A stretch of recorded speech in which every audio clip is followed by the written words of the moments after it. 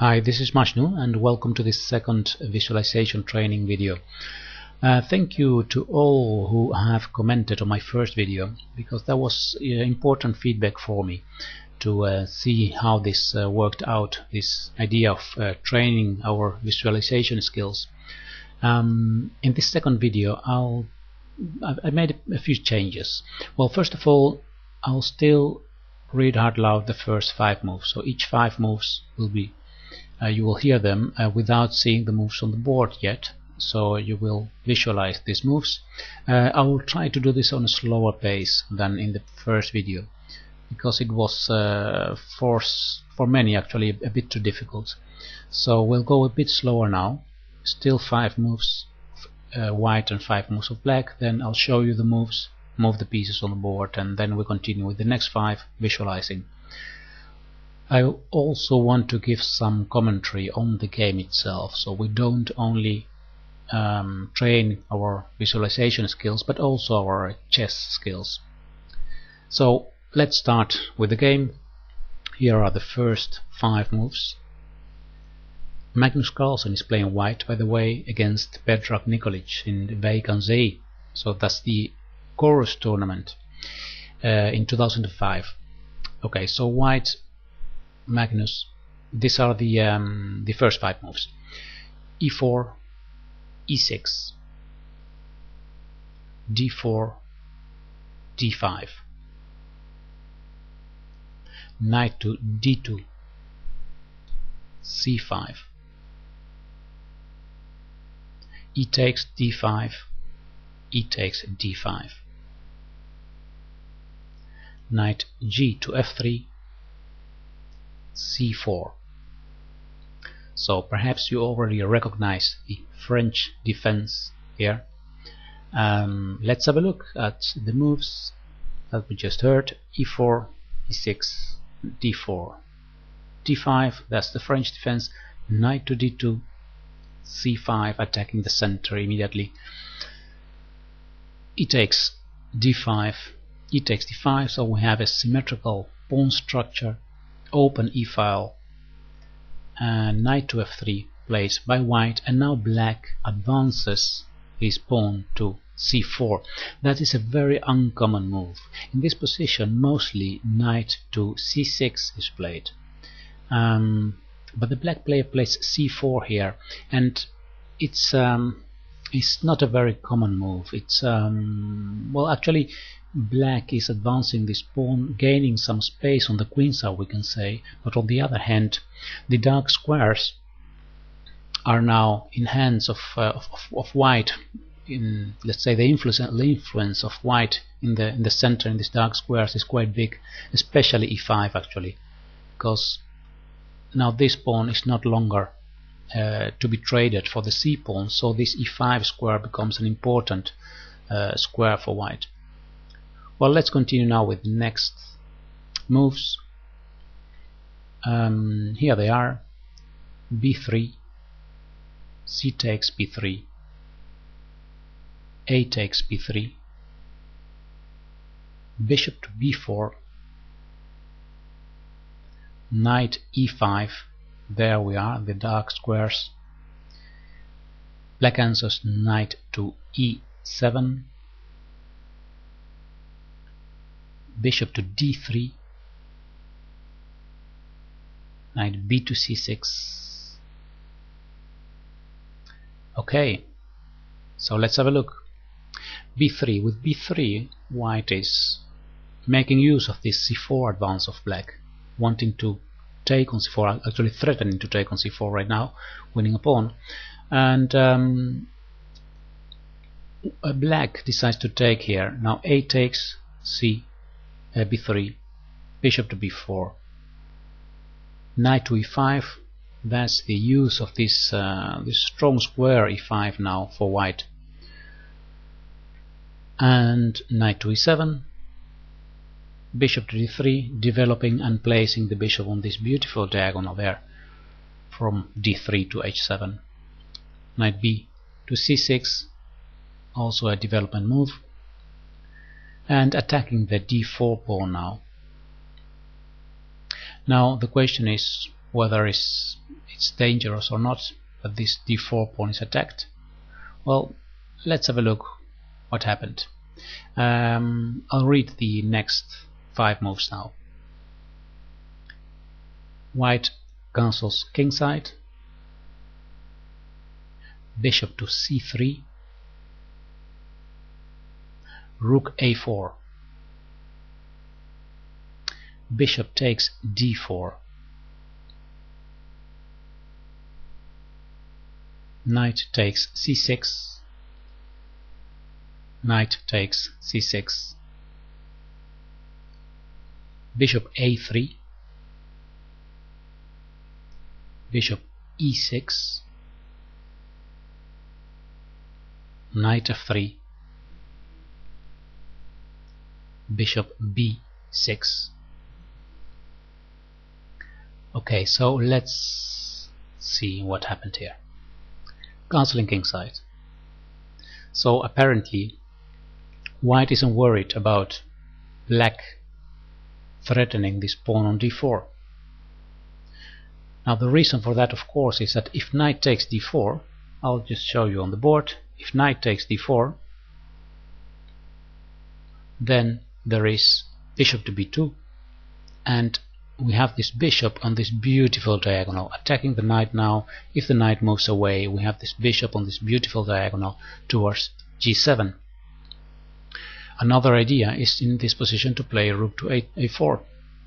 Rook a4 attacking the bishop, attacking the knight that's behind it. So actually knight to c6 would be more or less forced. Then knight takes c6, knight takes c6, and perhaps queen to h5 or queen to g4 we cannot use, but queen to h5 looks nice.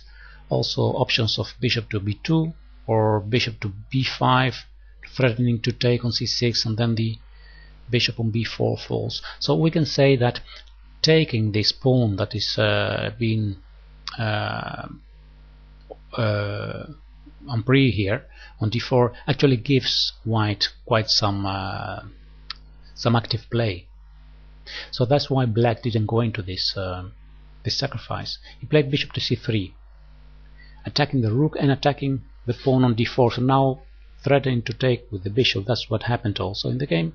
After rook to a4, bishop takes d4, knight takes c6, knight takes c6, and now bishop to a3.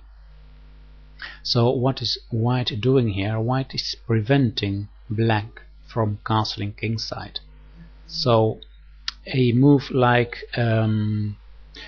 rook to e1 check, for example, is already coming in the position. Bishop to e6 played by black, so closing this e-file. Now knight to f3, threatening to take on d4, and black replies bishop to b6. So this is what we left, and what we see actually is that, well, black still having his king in the center, not being able to castle. The white pieces are quite active, and this position is slightly well, let's say now this is better for white. Let's say just clear, this is better for white. It's not a one position still, but the white is ahead in development, and the black king is vulnerable in the center. So I'm going to read out loud again the next 5 moves, and then we have a look at the game. Queen to a1, queen to c7, b4, f6, rook to e1, king to f7, b5, knight to a5, queen to d1, rook a to e8. Okay, so what have we seen?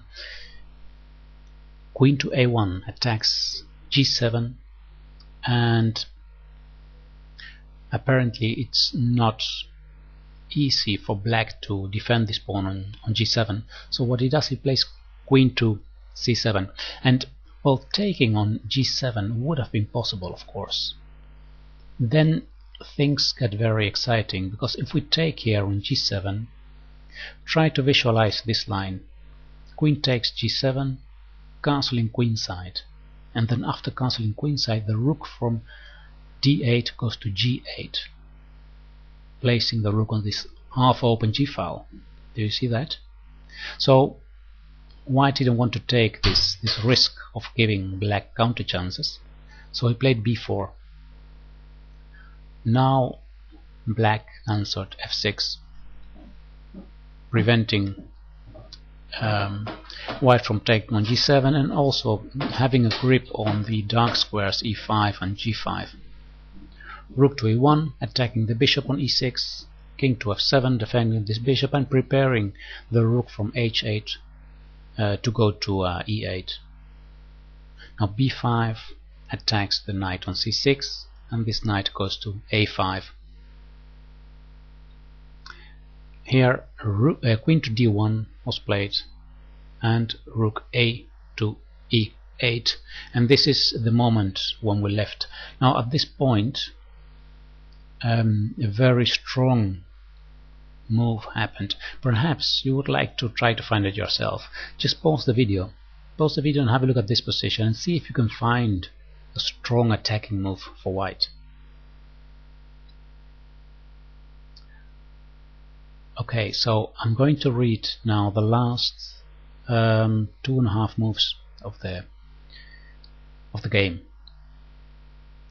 White played here knight to g5 check. Black answered f takes g5, and white played queen to f3 check.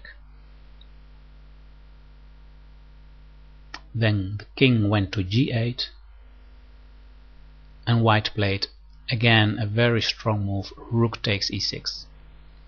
And at that point black resigned, because this rook on e6 cannot be taken, because then queen to f8 is checkmate. Let me show you the moves. Knight to g5, sorry, check. Of course moving the king doesn't make sense, because then the knight takes on e6. So f takes g5. Now queen to f3 check. King to g8, and rook takes e6. Now remember what I said about this position. If rook takes e6 now, then queen to f8 is checkmate. So in fact we can say that white has a huge advantage here. He has a 1 position in fact. The most direct threat of course is to take the rook on e8, and there is not really something that that black can do to avoid this. If the rook from e8 moves to d8 for example, then rook to e7 follows, threatening the queen on c7 and threatening queen f7 checkmate. And there is actually no other possibility. Well, queen to f7. What about queen to f7 with black here? Queen to f7, then perhaps bishop to f5 is enough to threaten rook takes e8, queen takes e8, bishop to e6 check, and if queen takes e6, then again queen to f8 checkmate. I'll show you this variation just in case you were not able to follow. This is what I meant, that in this case if black takes here, we take here, and if black now takes on e6, and there is checkmate on f8 again. Okay, so I suppose that this is enough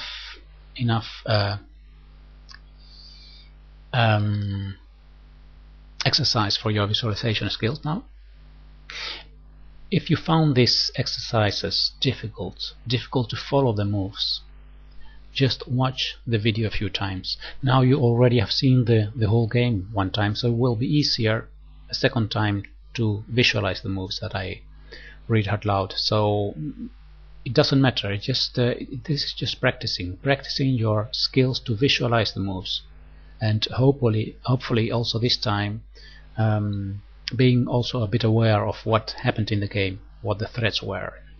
Although I'm conscious that this analysis is not very deep, but I'm just showing you the main ideas of this game. Well, alright, thank you for watching, and let me know in the comments what you found about this second chess visualization video. Alright, thanks for watching, and I'll see you next time on YouTube. Goodbye.